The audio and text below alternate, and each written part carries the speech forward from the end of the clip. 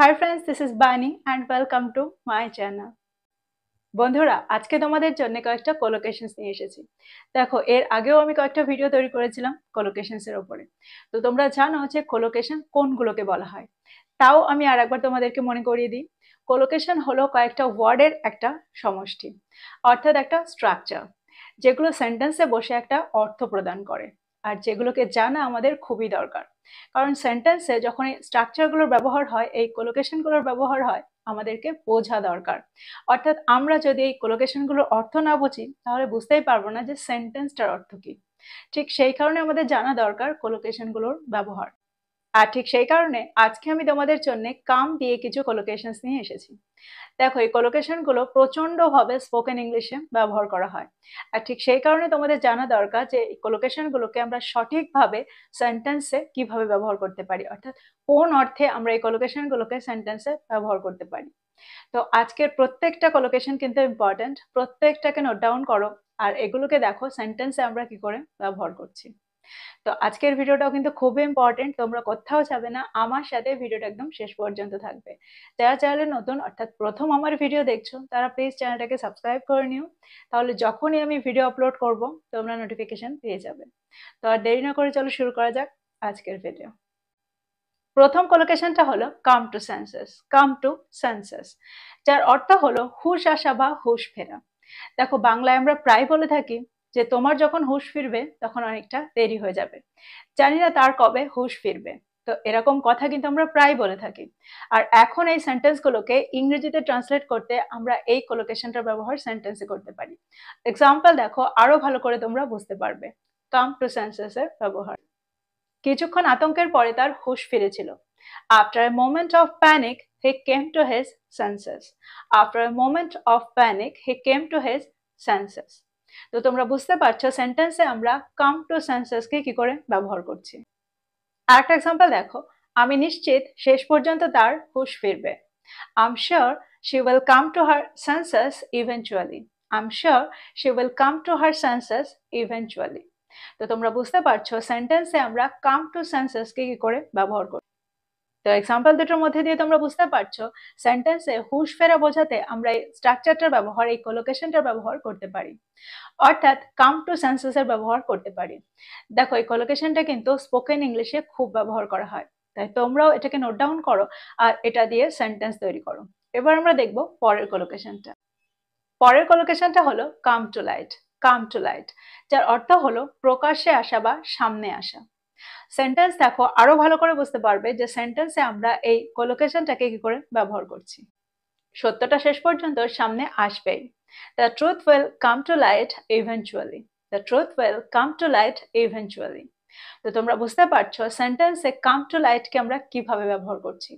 দেখো কোনো চেপে থাকা সত্য যখন সামনে আসবে বা প্রকাশ্যে আসবে এরকমটা আমরা বাক্যে বোঝাতে চাইবো, তখন আমরা এই কোলোকেশনটার ব্যবহার সেন্টেন্সে করতে পারবো, অর্থাৎ কাম টু লাইটের ব্যবহার সেন্টেন্সে করতে পারবো। আরো একটা এক্সাম্পল দেখো, তদন্তের সময় বিষয়টি প্রকাশ্যে এসেছিল। The matter came to light during the investigation. The matter came to light during the investigation. তো তোমরা বুঝতে পারছো সেন্টেন্সে কাম টু লাইটকে আমরা কি করে ব্যবহার করছি। দেখো এই সেন্টেন্সটা পাস্ট টেন্সে ছিল আর ঠিক সেই কারণে কাম টু লাইটের জায়গায় আমরা কেম টু লাইটের ব্যবহার সেন্টেন্সে করব। আমার মনে হয় এই সেন্টেন্স দুটোর মধ্যে দিয়ে তোমরা বুঝতে পারলে সেন্টেন্সে আমরা কাম টু লাইটকে কিভাবে ব্যবহার করছি, অর্থাৎ কোন অর্থে ব্যবহার করছি। এবার আমরা দেখব পরের কোলোকেশনটা। পরের কোলোকেশনটা হলো কাম টু আ হেড।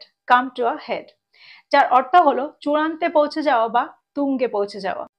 চলো দেখি সেন্টেন্সে আমরা এই কোলোকেশনটাকে কি করে ব্যবহার করতে পারি। যদি আমি বলি গত রাতে বিতর্কটা চূড়ান্তে পৌঁছে গিয়েছিল, তাহলে সেন্টেন্সটা কি হবে? The controversy came to a head last night. The controversy came to a head last night.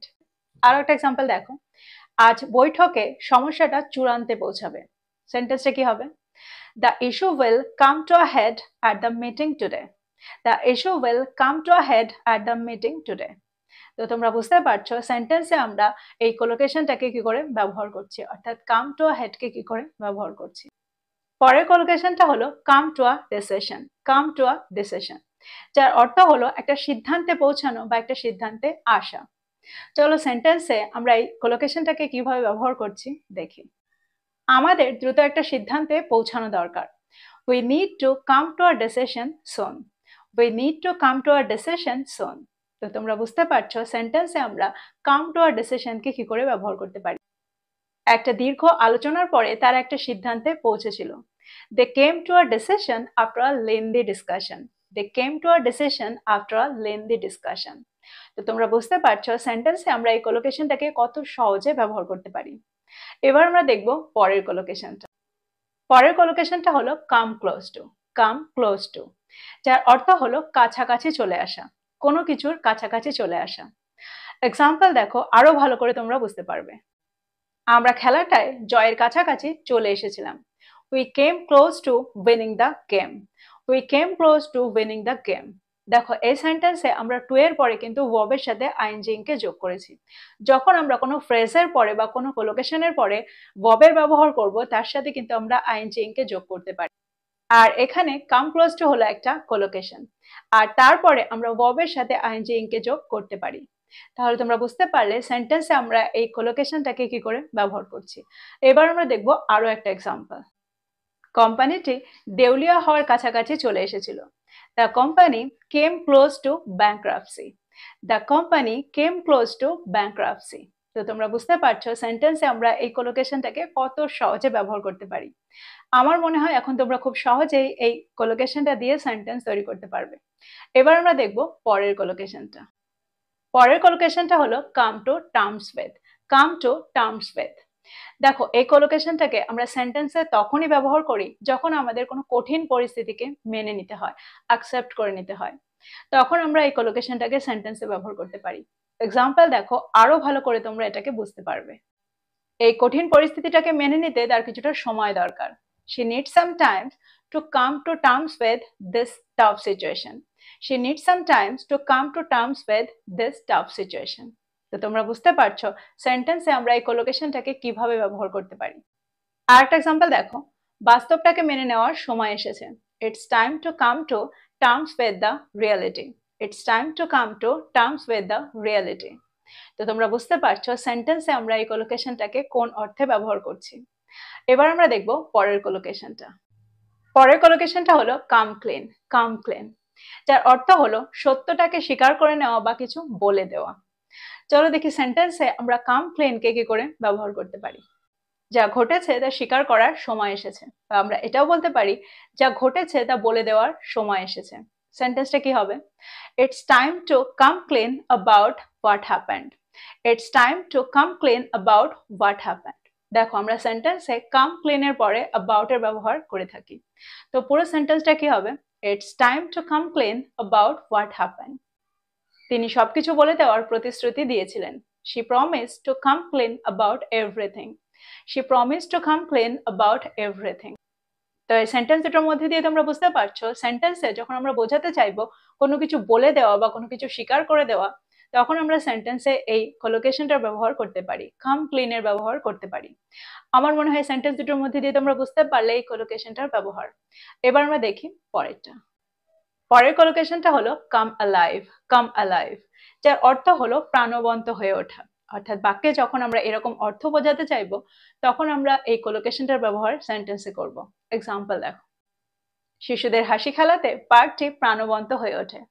The park comes alive with the laughter and play of children. The park comes alive with the laughter and play of children. তো তোমরা বুঝতে পারছো সেন্টেন্সে আমরা এই কোলোকেশনটাকে কত সহজে ব্যবহার করতে পারি। কাম অ্যালাইভ, দেখো এখানে আমি কামস অ্যালাইভ এই জন্য বলেছি কারণ আমাদের এখানে সাবজেক্টটা থার্ড পারসন সিঙ্গুলার নাম্বার। আর একটা এক্সাম্পল দেখো, বাগানটি বসন্তকালে প্রাণবন্ত হয়ে ওঠে। The garden comes alive in the spring. The garden comes alive in the spring. যদি আমি বলি তার আগমনে বা তার আশাতে পার্টিটা প্রাণবন্ত হয়ে উঠেছিল, তাহলে সেন্টেন্সটা কি হবে? The party came alive with his arrival. The party came alive with his arrival. তো তোমরা বুঝতে পারছো সেন্টেন্সে আমরা কাম অ্যালাইভ কে কি করে ব্যবহার করছি। পরের কোলোকেশনটা হলো কাম ইনটু প্লে। কাম ইনটু প্লে, যার অর্থ হলো কার্যকর হওয়া। অর্থাৎ বাক্যে যখন আমরা এরকম অর্থ বোঝাবো তখন আমরা এই কোলোকেশনটার ব্যবহার করতে পারি। এক্সাম্পল দেখো, নতুন নিয়মগুলো আগামী মাসে কার্যকর হবে।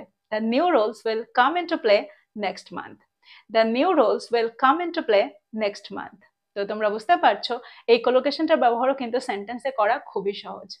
আরো একটা এক্সাম্পল দেখো, বিপজ্জনক পরিস্থিতিতে নিরাপত্তা প্রোটোকল কার্যকর হয়। Safety protocols come into play in hazardous situation. Safety protocols come into play in hazardous situation.